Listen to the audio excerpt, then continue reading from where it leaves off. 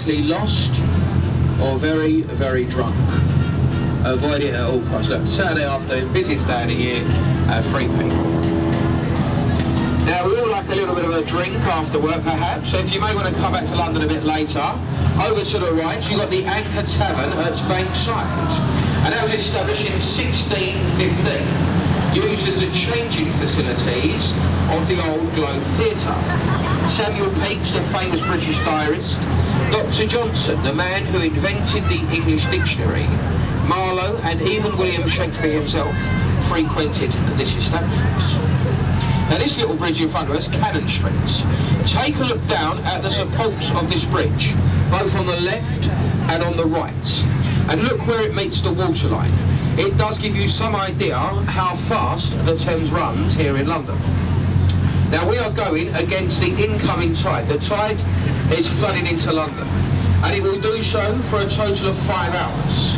It will then turn around and head back out to the North Sea for 7. 2 tides in every 24 hours. Look at the speed rushing past the supports. A speed of about 6 or 7 miles an hour. And it doesn't sound very fast if you're using a car or a boat, but to put it into perspective, the best Olympic swimmer, Michael Phelps, only swims at about 3 or 4 miles an hour. Now for the boys and girls on the boat, to the right we have London's very own pirate ship. Now it's not a model, but a one-to-one working replica of Sir Francis Drake's ship, the Golden Hind.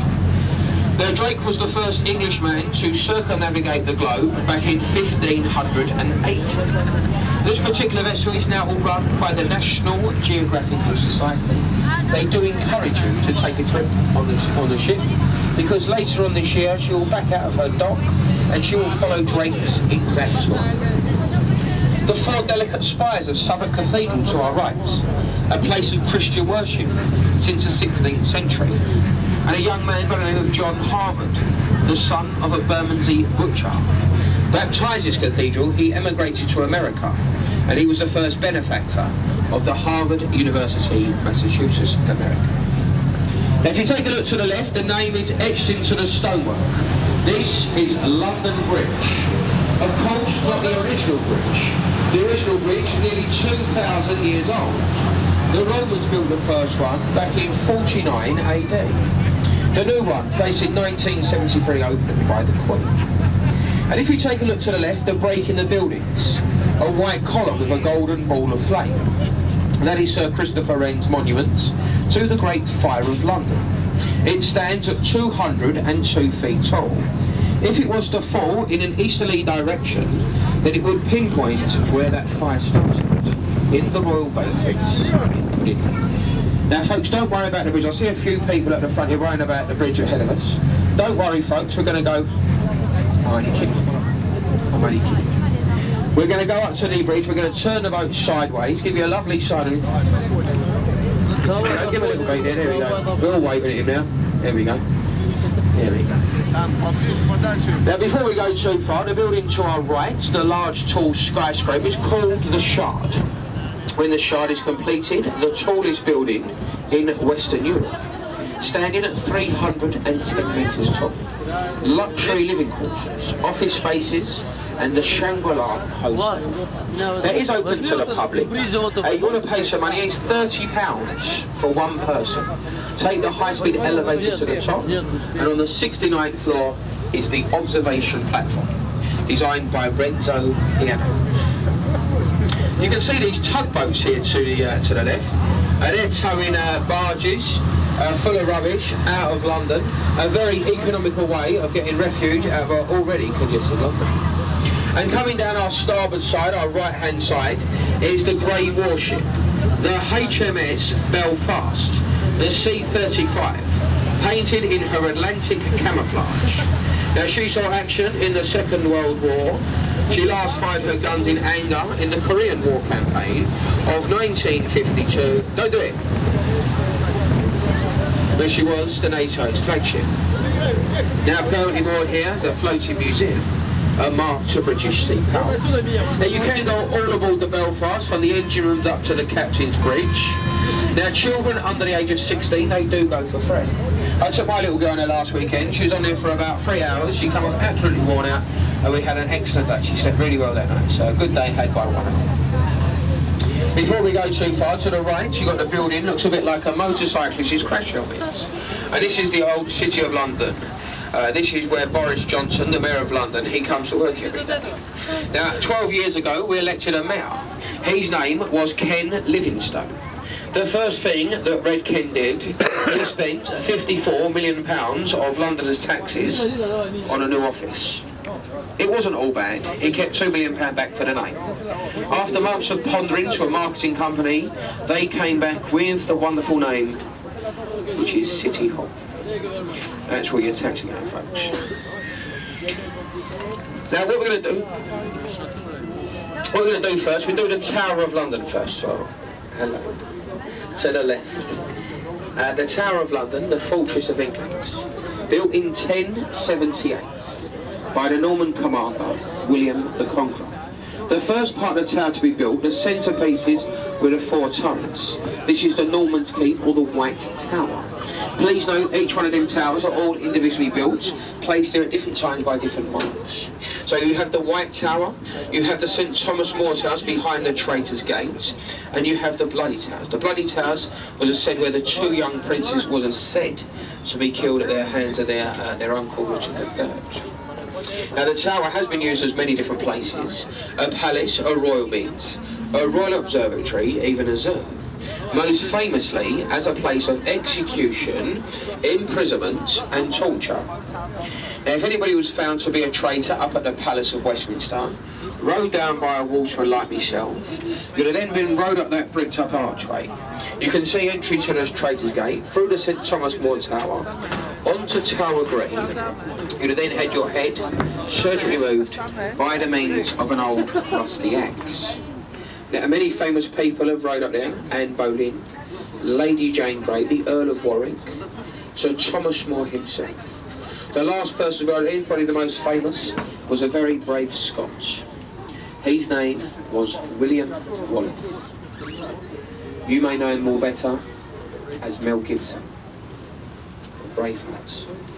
Now, it's a living and working fortress, home to the world-famous Crown Jewels, guarded by the 33 yeoman warders. They're better known to you and I as the Beefeaters. So very shortly, as you can feel, we're turning the boat, and in doing so, a lovely side-on view of the Tower Road Bridge, known as the Gateway to London. Now, it's not as old as it looks. It was built in the Gothic style to blend with its near neighbour, the Tower. Built in 1894, it was designed by Sir John Wolfe Barry. Now, you won't see any other bridges like this anywhere in the world. A part suspension bridge and a part bascule bridge. The bascules are the centrepieces in the middle, coming from a French word, which means a seesaw. Now, the centrepieces can raise up in the vertical position 90 degrees in a matter of 90 seconds to let larger shipping into and out of this part of London. Now, we don't see it open many times of the year now. That's due to the containerisation. We see it opening in the summer months for the old Thames sailing barges, tall-masted vessels, cruise ships and warships. They come in, folks. And we're just going to hold station here for a moment, just so you can finish taking your photographs. Once you finish taking... Now getting another cruise down to Westminster.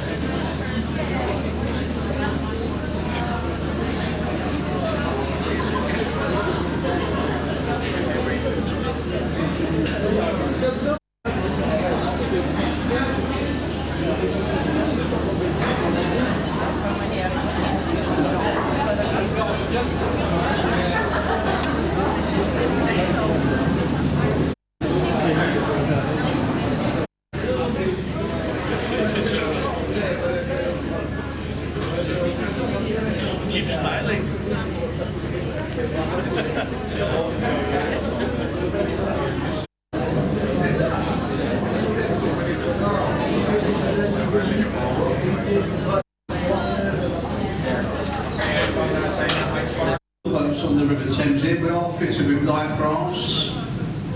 On this particular boat, we've got life rafts on the outer roof of the vessel, on the after end. And we've got life jackets around the boat, so the lighters marked with life jacket symbols. And plus, we're in radio contact with all of the emergency services on the river. If anybody does want a bit of fresh air whilst underway, there's an open deck at the back of the boat. You can stand out there in the open if you want to. And if anybody would like a cigarette whilst underway, if anybody smokes, you can smoke on there half the deck as well if you wish. Is everybody happy? Very. Everybody's happy. Now, I know there's a few of you on the boat that travelled earlier. As we go up to Big Ben, if you wish, I don't mind standing there with you and pointing out a few buildings as we go along. Maybe save the journey from being a complete mystery tour. So is that okay, folks? Would you like me to give you a live commentary as we go along? Yeah. A few of you would. Okay. Well, I'll try my best. But just bear in mind that I'm definitely not a tour guide. Okay, so I only speak the London version of English. Right, so well, first of all, I mentioned the castle to the left-hand side, the Tower of London. Very historic building and has served London over the years as a palace, a prison, a royal mint, a royal observatory, and even a zoo at one time. Look on that little wall there, boys and girls, and you can see the writing, entry to the Traitors' Gate. And it was through there people were taken for their imprisonments or their executions within the Tower of London. Now, if you don't want to stand up, folks, just bear in mind you might be blocking somebody else's view. So, as I say, if you do want to stand, maybe use your video cameras.